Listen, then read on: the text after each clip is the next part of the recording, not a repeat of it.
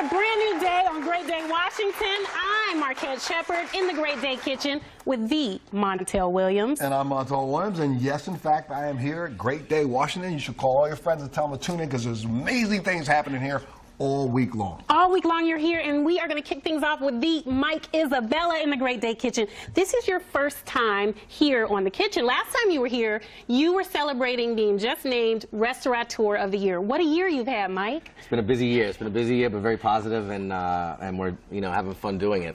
And why are you Restaurateur of the Year? Because you have 10 restaurants opening a brand new one right now. Is that right? Yes, correct. We open up at the end of the month. We're opening up Copnos Taverna. It'll be our 11th restaurant.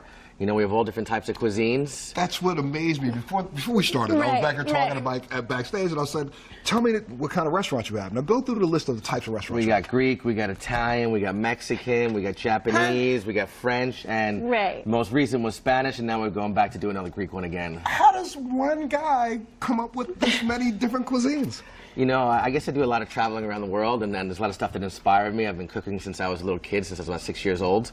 So for me, it's just like coming up with new things and kind of giving cool experiences to the guests that are coming in, from the food to the design, to the drinks, to everything. So and price points still pretty good? All you know, we have something from as easy as a sandwich shop all the way up to a fine dining restaurant in our Spanish concept de rose. So we have a little bit of everything depending on what you want. I love this. Now, Copnos Taverna is opening up in College Park. You're going to make us a little dish, but why College Park?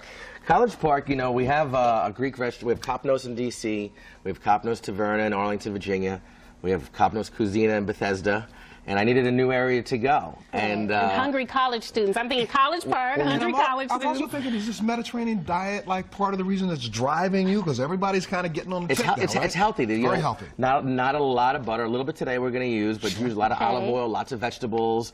Very healthy, very Mediterranean. So, you know, and being across the street from the campus, there's not a lot of great food out there and healthy food. And, you know, so, we can give jobs to the students, and also, too, they could come in and eat and get a great meal. Awesome. Well, you had me at butter. Let's get started cooking, Mike. So the first thing we're going to make is spanakopita.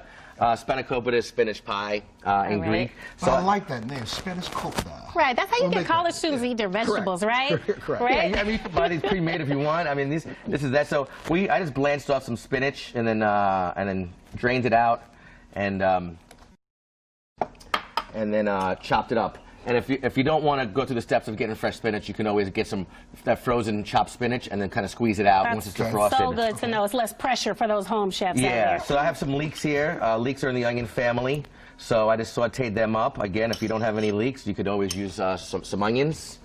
I have a little bit of scallion over here, a little bit of more onion, and then a little bit of fresh herb. We have some fresh dill. You know, Mike, I heard that Montel is a mean chef, so if you want to put him to work at any point during this hour, I'm volunteering. I am ready to jump in. All right. Well, if you say so, you got to finish with some feta cheese. The Greeks love their feta cheese. And I love feta cheese. I've kind of switched over in the last couple of years, eating a lot more feta. It's nice and light, right? Yep. Yeah, we'll crack an egg in there just to kind of help bind it all together and mix it all together. And then I'm gonna show you how to make a phyllo pie. Then I want you to make a phyllo pie. You got it. Oh gosh, the pressure.